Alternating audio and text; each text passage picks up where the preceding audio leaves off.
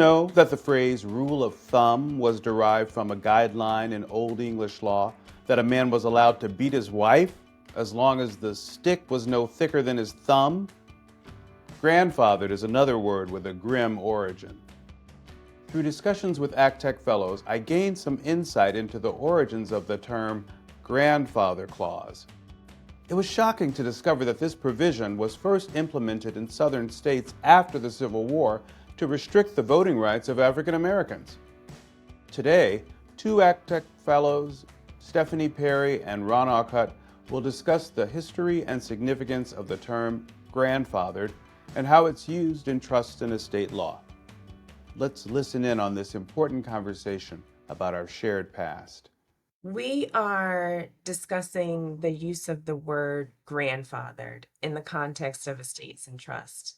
And in fact, we are discussing a paper that you wrote on the use of this term after you conducted a bit of research on the issue. So, first, I would like to set the stage for our audience and define the problem with this term and its origin. Of course, you mentioned in your paper that there is nothing racist about the word grandfather. You refer to yourself as a grandfather, and of course, I agree with that.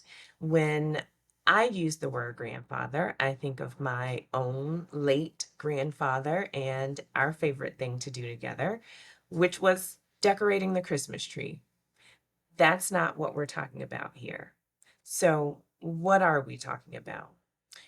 We know that often when we use the term grandfathered in the context of estate planning, we are referring to a trust, for example, that is exempt from some law because that trust was created before the law was enacted. But when you researched the meaning of grandfathered and the meaning of grandfather clause, you found something that you describe as, and I quote, reprehensible.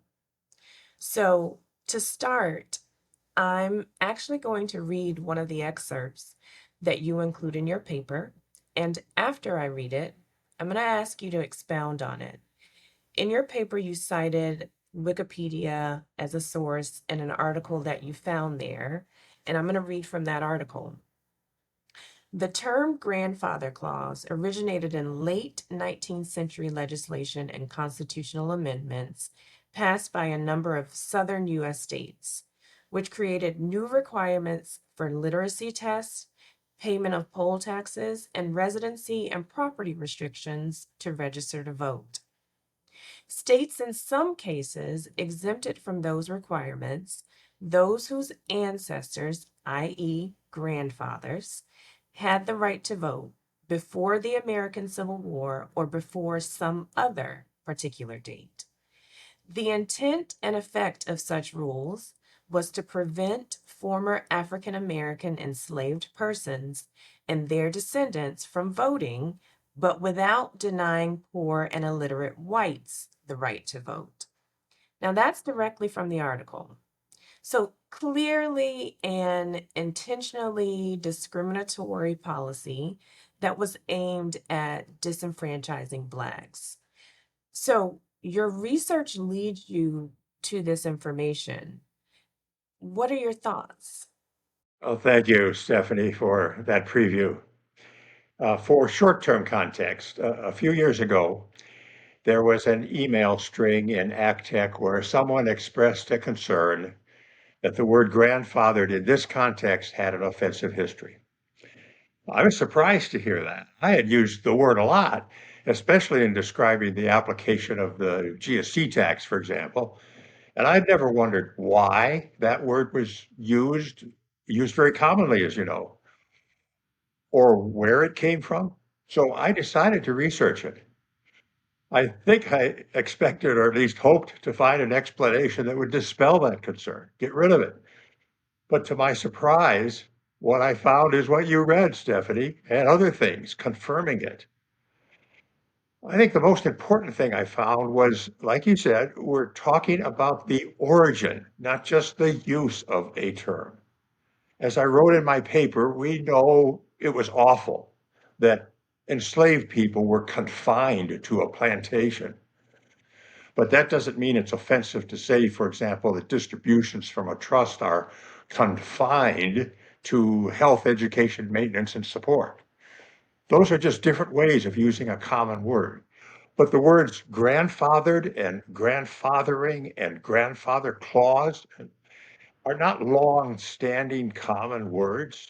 They're used only because of their original use in the intentional battle to deny descendants of enslaved persons the right to vote in the late 19th century and the first part of the 20th century. Yes, that's reprehensible.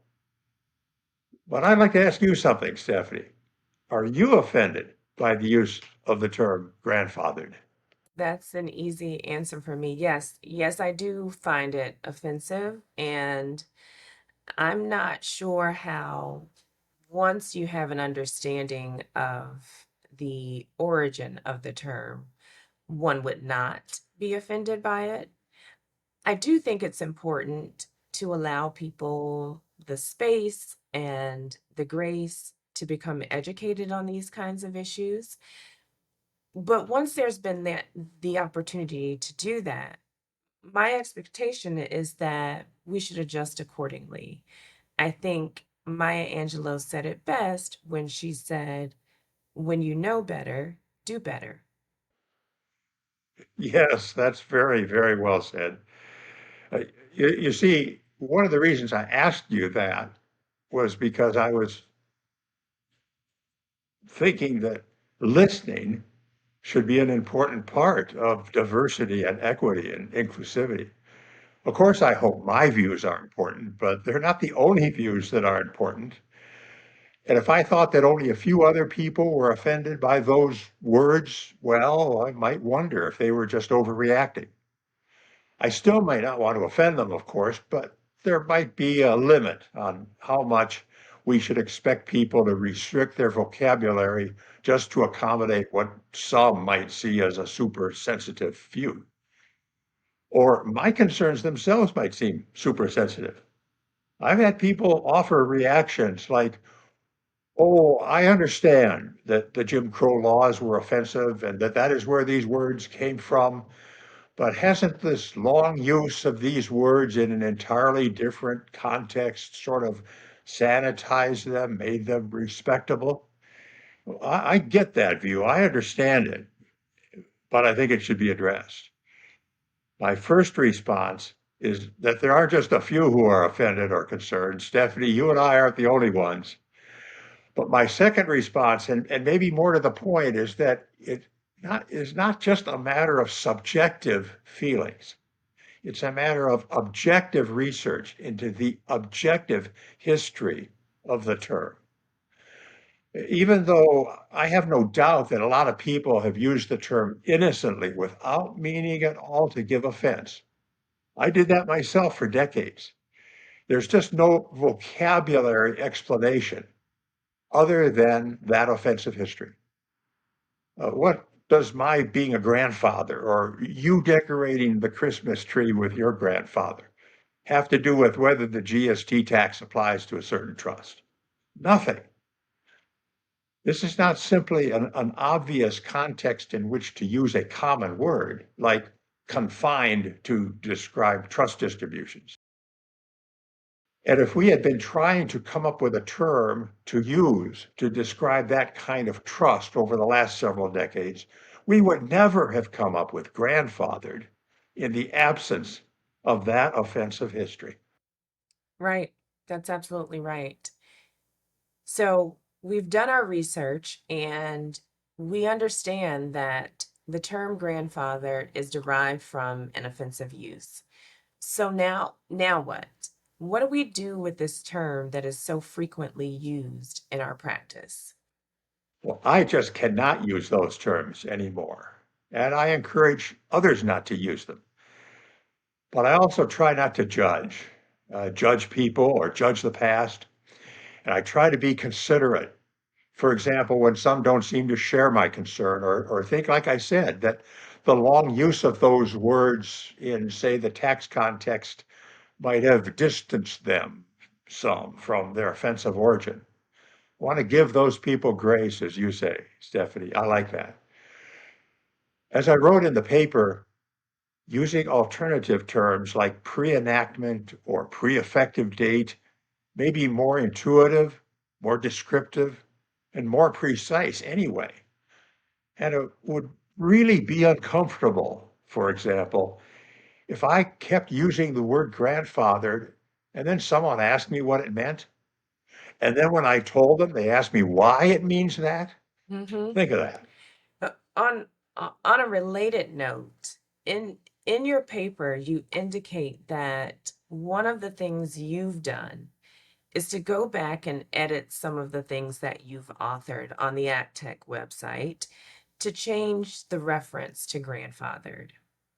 You went on to say, though, that there should be no expectation that others go back and change papers or guidance where the term grandfathered has been used. And I think that position is reasonable. We can't erase history. However, do you feel that we have any obligation to raise this issue, for example, to bring it to the attention of the IRS? Provide a copy of your paper or comments to recommend that the IRS refrain from using the term on a prospective basis. Do we have any obligation to push others in the right direction? I think that's a good idea. I realize that ACTEC is careful about commenting only on subjects that are within its trusted estate expertise, but this is within its expertise. As I mentioned, when these words are used, it is usually about specific tax provisions like the GST tax. But even more importantly, a commitment to diversity and equity and inclusivity is not just something ACTEC accepts or approves. It's an important part of our professional and collegial values, our culture, which include, for example, cultivating a welcoming environment and encouraging the availability of estate planning services in underserved communities. So yes, I would like to see ACTEC reach out to Treasury and the IRS on this matter. Again, not to judge, not to shame, but to be constructive, to shine a light. Right. When you know better, do better. What kind of action will you take now that you know better? Will you do better? This conversation has educated me and changed me, encouraging me to stop and think twice before reflexively using the term grandfather in the legal context. Please visit ACTEC, actec.org/diversity for more information on this topic. And make sure you subscribe to ACTEC's YouTube channel to be informed of new videos as they become available.